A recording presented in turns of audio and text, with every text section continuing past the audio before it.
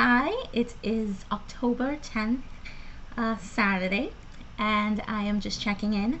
I am weighing in at 247. Yeah.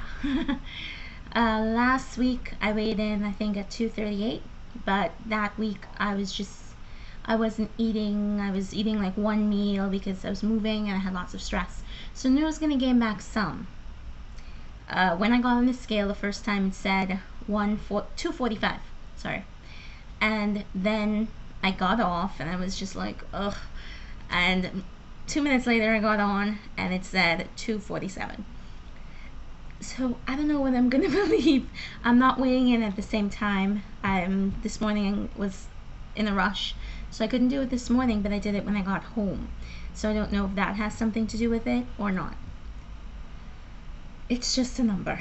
That's what I keep telling myself. It's just a number. It matters of how I feel, and it matters about myself keeping commitments. Whether or not I get on or off the scale at 245, 145, 125, it doesn't matter if I'm not working out, if I'm not eating right and being kind to my body and to myself. It doesn't matter if I don't feel comfortable when I go into a store to buy clothes. It doesn't matter if I can't really say that I feel comfortable and I'm happy with the way I look. So I'm taking it one day at a time. I know that a couple of my my downfalls is the fact that I'm not working out. Working out for me shows a major difference immediately. And I haven't been working out. I don't have a plan. So I'm just living on a prayer or dieting on a prayer. This week I went back to eating 3 meals a day. I went back to eating my breakfast. Well, I never eat breakfast, but I went back to eating like my early lunch. I went back to eating when I got home from work. So I went back to snacking at work. So basically I just went back to my old behavior. Hence the reason probably the scale went back to its old behavior. But I need a plan. And I do have thoughts on that. Hi. Okay. So eating raw is hard.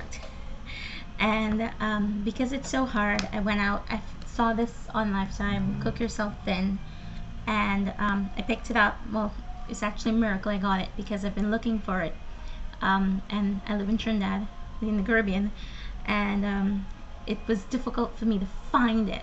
So just by chance today I walked into a store and they had it.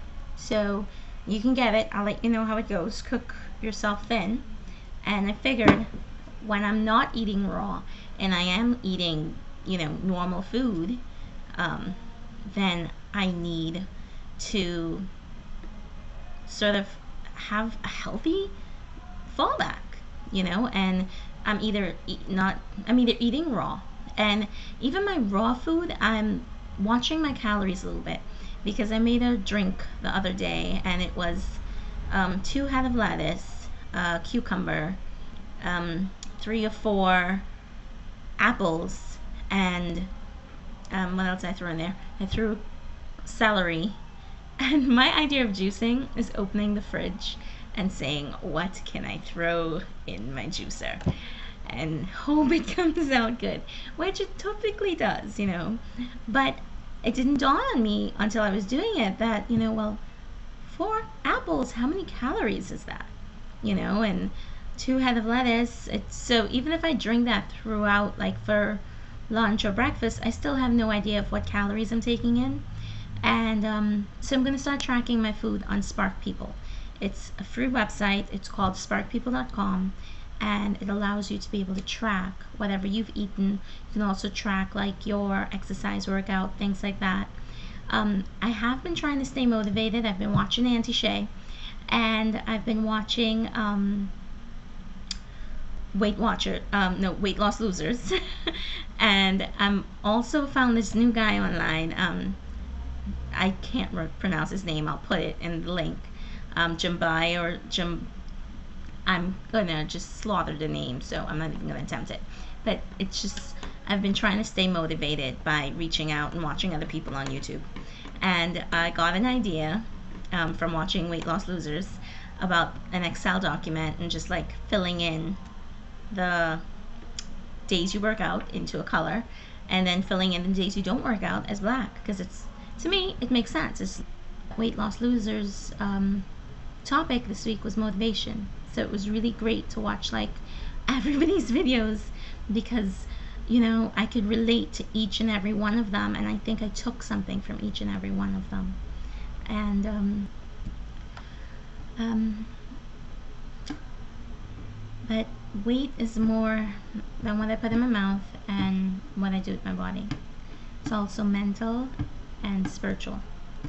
Mentally, I'm a bit resentful because my ex came back and he was all like, oh, I love you, I love you, I love you.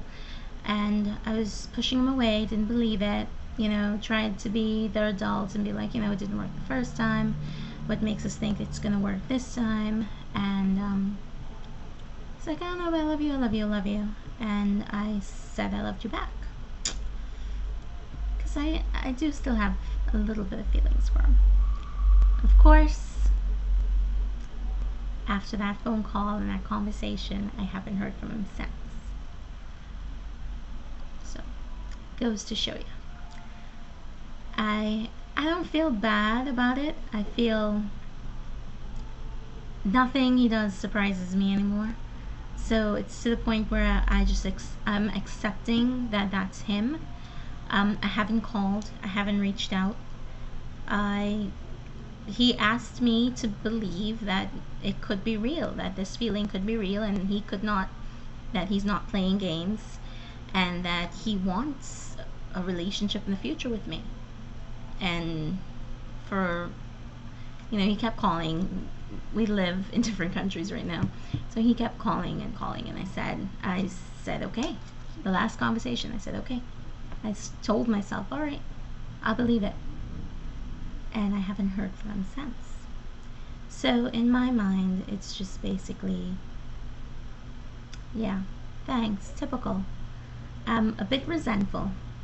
I'm trying to accept that that's just who he is, and whatever he has going on, it's his problem, and I have way more to do than focus on whether or not, you know, he's for real or not. But on the other hand, I am a bit resentful because I just feel like, you know what?